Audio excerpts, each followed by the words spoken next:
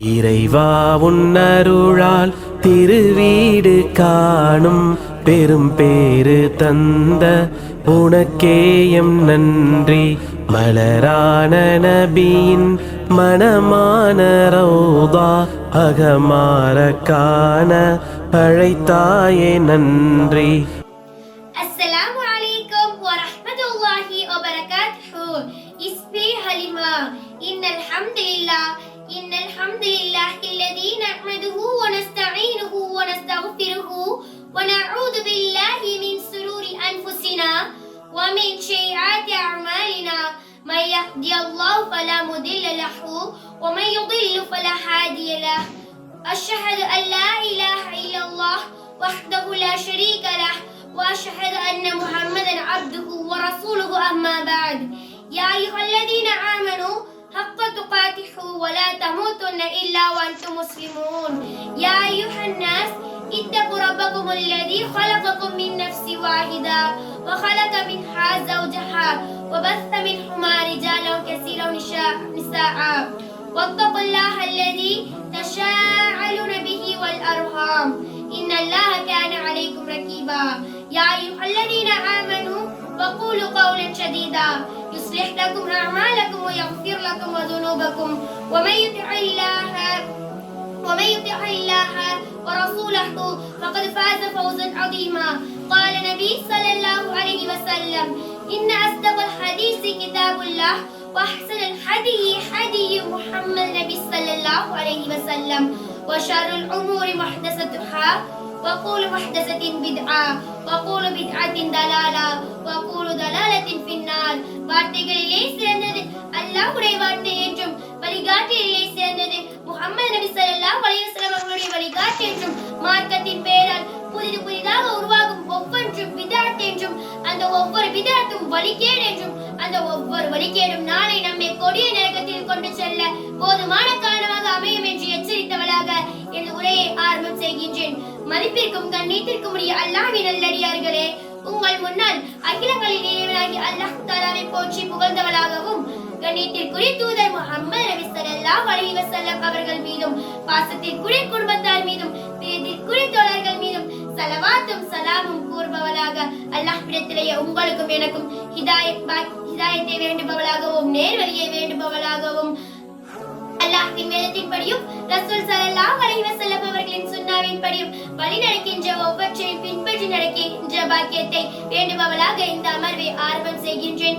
எனக்கு கொடுக்கப்பட்டுள்ள தலைப்பு என்னவென்றால், ரமலான் பிறையே வருக, புனித ரமலானே வருக, அல்லாஹ்வின் அருளே வருக, அருள்கொடை மாதமே வருக, மன்னிக்கும் புனிதமிக்க ரமலான் மாதமே வருக, நற்செயல்களால் சொர்க்கத்தின் வாசல்களை திறக்கச் செய்யும் சங்கை மிகு ரமலான் மாதமே வருக, நரகத்தின் வாயிலை மூடச் செய்யும் அல்லாஹ்வின் அருள்மழை பொழியும் அருள்மிகு ரமலான் மாதமே வருக, ஷைத்தான்களுக்கு விலகிட்டு மனிதனை மனிதனாக வாழச் செய்யும் மகத்துவம் மிக்க ரமலான் மாதமே வருக, ஷைத்தான்களின் தூண்டுகோலால் நிலையில்லா உலக வலயங்களில் மூழ்கி கிடந்தவர்களுக்கு நிரந்தர சுவனத்தின் எல்லையில்லா இன்பத்தை நினைவூட்டும் ரமலான் மாதமே வருக, கை நீட்டியவர்களுக்கு கையுள்ளதை கொடுத்து கண்ணீரை துடைக்க தூண்டும் காருண்யமிக்க ரமலான் மாதமே வருக, 1000 மாதங்களை விட சிறந்த இரவை பெற்று தரும் ரமலான் மாதமே வருக, உம்ரா செய்த நன்மை ஹஜ் செய்த நன்மை போல் பெற்று தரும் ரமலான் மாதமே வருக, நாளை மறுமையில் 2 பரிந்துரையாளர்களை பெற்று தரும்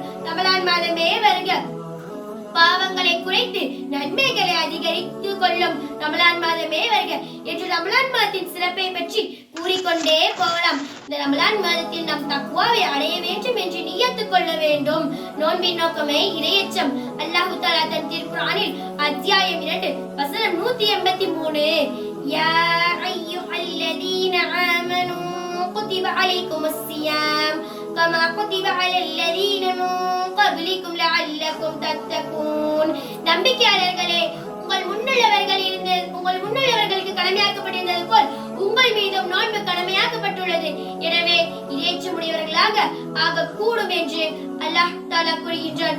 இவ்வசனத்தில் இறைச்சமுடையவர்களாக ஆகுவீர்கள் என்று கூறாமல் இறைச்சமுடையவர்களாக ஆக கூடும் என்று கூறியுள்ளான். உண்மையான நியத்து தான் இறைச்சமுடையவரா இல்லையா என்று தீர்மானிக்கும். பாவங்களை விட்டொழித்து எல்லா நிலையிலும் அல்லாஹ் தஆலா நம்மை கண்காணித்துக் கொண்டிருக்கின்றான் என்ற இறையச்சுணர்வை இந்த ரமலான் மாதத்தில் நாம் வளர்த்துக் கொள்ள வேண்டும். இந்த ரமலான் மாதத்தில் நாம் அதிகமாக குர்ஆன் ஓத வேண்டும் என்று நியத்து கொள்ள வேண்டும். குர்ஆன் அருளப்பட்டது மூலம்தான் நோன்பு கடமையாக்கப்பட்டுள்ளது. அல்லாஹ் தன் திருக்குர்ஆனில் அத்தியாயம் 2 வசனம் 185 ஷஹ்ரு ரமலான் அல்லதி உன்ஸில ஃபீஹில் குர்ஆன் ஹுதல் லின்னாஸ் வபையினாத்தின் மினல் ஹுதா வல் ஃபுர்கான் வமன் ஷஹித மின்குமுஷ் ஷஹ்ர ஃபல்யஸூமுஹ். ரமலான் மாதம் எத்தகையது என்றால் அம்மாதத்தில் தான் மனிதர்களுக்கு முழுமையான வழிகாட்டியாகவும் நேர்வழியை வெளிப்படுத்தக்கூடியதாகவும் சத்தியத்தையும் அசத்தியத்தையும் பிரித்து கடத்தக்கூடியதாகவும் அல் குர்ஆன் இறக்கி அருளப்பட்டது. எனவே அம்மாதத்தை எவர் அடைகின்றாரோ அம்மாதம் முழுவதும் அவர் நோன்பு நோக்க வேண்டும் என்று அல்லாஹ் தஆலா கூறுகின்றான். நபிகள் நாயகம் ஸல்லல்லாஹு அலைஹி வஸல்லம் அவர்கள் மனிதர்களுக்கு மிக பெரும் வாரி வழங்கும் கொடையாளியாக திகழ்ந்தார்கள். ஜிப்ரீல் அவர்கள் ரமலான் மாதத்தில் நபி ஸல்லல்லாஹு அலைஹி வஸல்லம் அவர்களை சந்திக்கும் போது அவர்கள் வாரி வழங்கும் கொடையாளியாக திகழ்ந்தார்கள். ஜிப்ரீல் அவர்கள் ரமலான் மாதத்தில் ஒவ்வொரு இரவிலும் நபி ஸல்லல்லாஹு அலைஹி வஸல்லம் அவர்களுக்கு குர்ஆனை நினைவூட்டுவார்கள்.